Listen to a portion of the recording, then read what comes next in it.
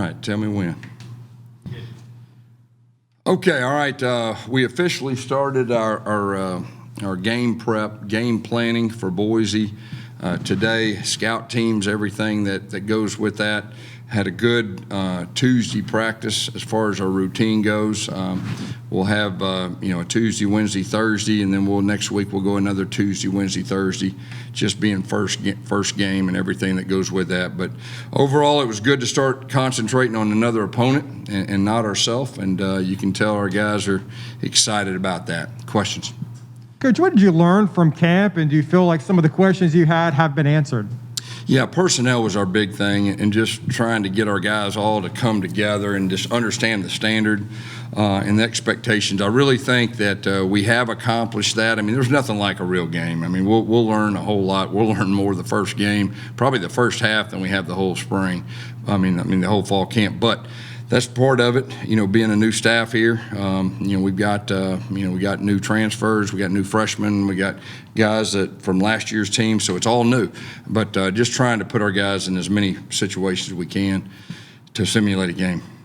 You mentioned one of your main goals before fall camp was to fill out your 2-deep depth chart. Do you feel like there are some positions you still need to maybe work on or focus on this? We do have a 2-deep depth chart. Now, I'm not ready to release that. That'll be next week as far as that goes. But we do have some mixing and matching, some guys that have chances to still step up.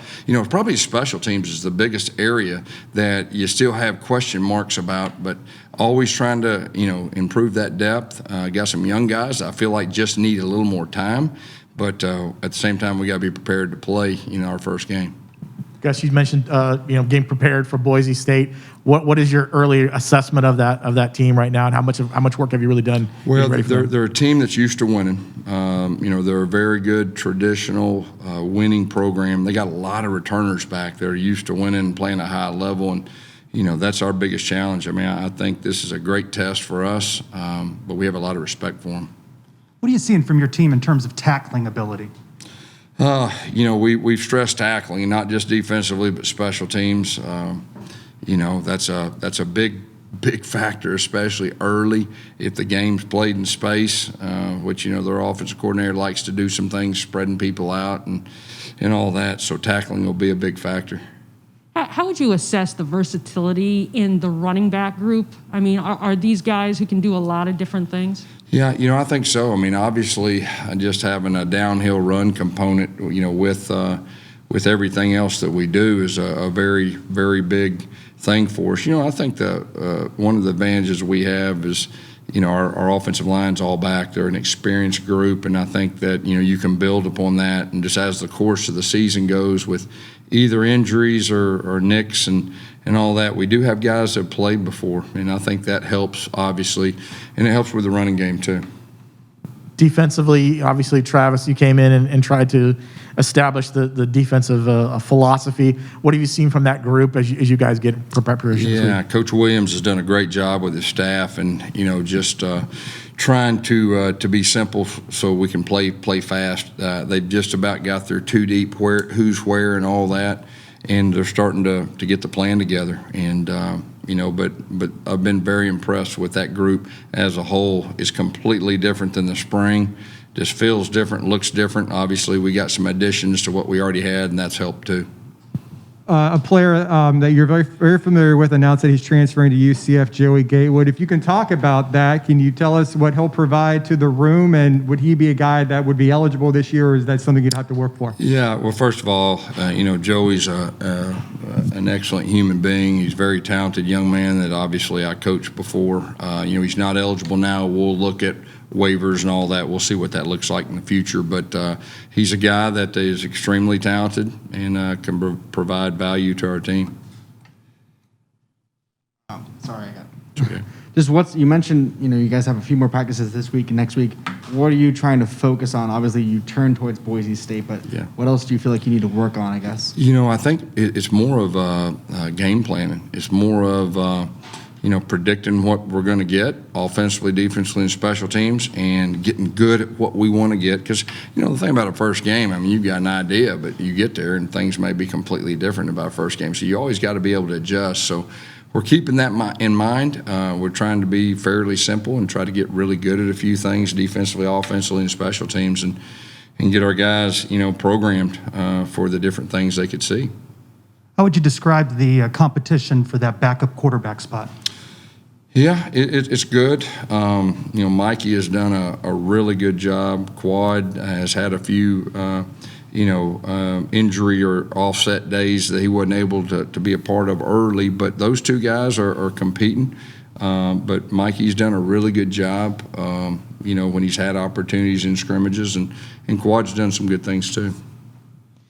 Coach, how do you scheme for a new team with a new coach that wasn't on the previous staff, even though he was a player there?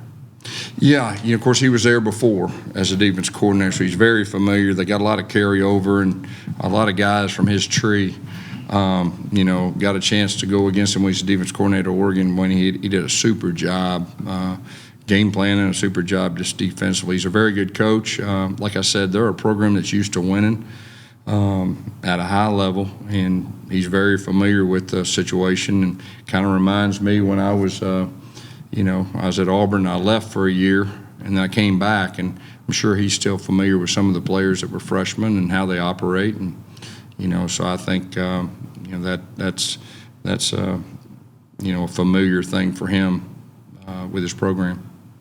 Gus, you talked about obviously taking over play calling duties when you came back here. It's been a little bit of a while since you did that. Is anything new for you? I mean, to come in here and try to get yourself ready for that, or is it? No, I think when you do something for 29 out of the 31 years or 28 out of 30 years, it comes natural. It's just a matter of us. We've been working hard to identify our strengths, identify the strengths of our quarterback, and build the stuff around him. And so we're working hard to do that. And, I think we'll be an offense that you'll see us able to improve, each week. But I do like our guys. I like the personnel that we have. Unfortunately, COVID and Delta variants, in the news, your former school's kind of going through some issues right now. I know before camp you said vaccination rate was 70%. Did that improve? Is that still there? Is that maybe a little bit better than where it was? Yeah, it's improved. I can't sit here and tell you today exactly what the percent is, but it's I'd say probably much improved is the best way to put that.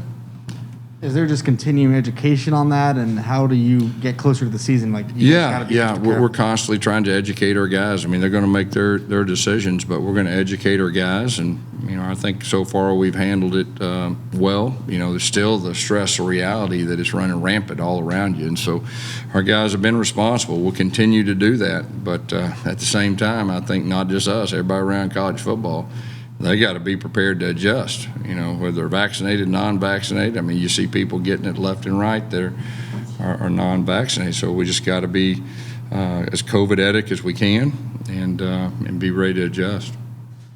Just after working with him for months and these couple of weeks in camp, what's your trust level in Dillon Gabriel right now?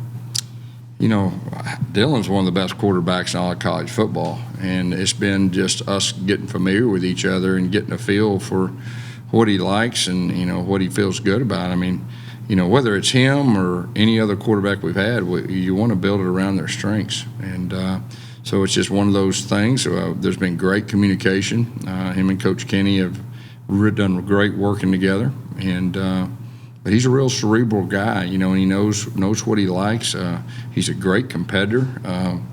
His teammates really feed off of him. He's not one of those guys to get in their face all the time, but when he talks, people listen, and he does have a special gift. Coach, high school football gets started in Florida in earnest this Friday. As a former coach, do you still have a fondness for that game? And what would you tell players and coaches getting ready for this Friday? Oh, yeah. High school football, it's good as it gets. And, the seasons and, just wishing all the teams in Florida the best, coaches and players. And like I said, we'll be keeping a close eye on it. Obviously, we're recruiting this state, and I think you can already see the emphasis we put, and we'll continue to try to get the top players from this state to come be a part. You mentioned earlier about special teams still trying to sort out who your return guys will be. Is that something you think you're going to be clear on going into the first game, or you're going to have to mix and match the combos? We're pretty clear right now. I just don't want to tell anybody, unless it gets closer to the game, but we've got a good idea. I think I asked Travis Williams about this last week. Corey Thornton was a true freshman. He started every game last season at cornerback. Him and Devontae Brown, how are those two developing, and what does that cornerback room look like? Yeah, they're not freshmen anymore. I think that's probably the best thing I can say, and I think both those guys have grown and really responded well to the coaches, and done a really good job. And, college football, there's nothing like experience. When you're a freshman, you're still trying to figure out what's going on a lot of times. But being able to go through spring, and then, they're sophomores now, and they've seen a lot of different things, and I think that's really helped. Terry Mahajer made a splash last week with his facility unveiling at the Board of Trustees meeting. How exciting is that for you, just to see some of the plans in store for the next few years? And that's something you've already fired off to recruits, kind of showing them what UCF may look like in a few years. Yeah, I tell you what, first of all, it's extremely exciting for me. It's exciting for our staff, our players. I mean, they saw it and they're excited, and that gets me excited. And just, we got big goals, big dreams. We put ourselves out there. With that, you got to keep up. And, Terry's done a super job, with his just his dream and how he sees things, and I'm 100% on board and really excited about it.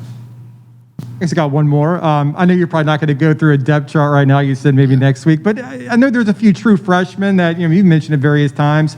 I know Mikey Keen's been mentioned. Are there any other true freshmen? I don't know if you'll name names that maybe have a chance to help you this year. Yeah, I'd rather not name names right now, but I will. We'll put a depth chart out late next week right there, and everything will be very clear. Thanks. Anything else? Thank you, guys. Appreciate y'all.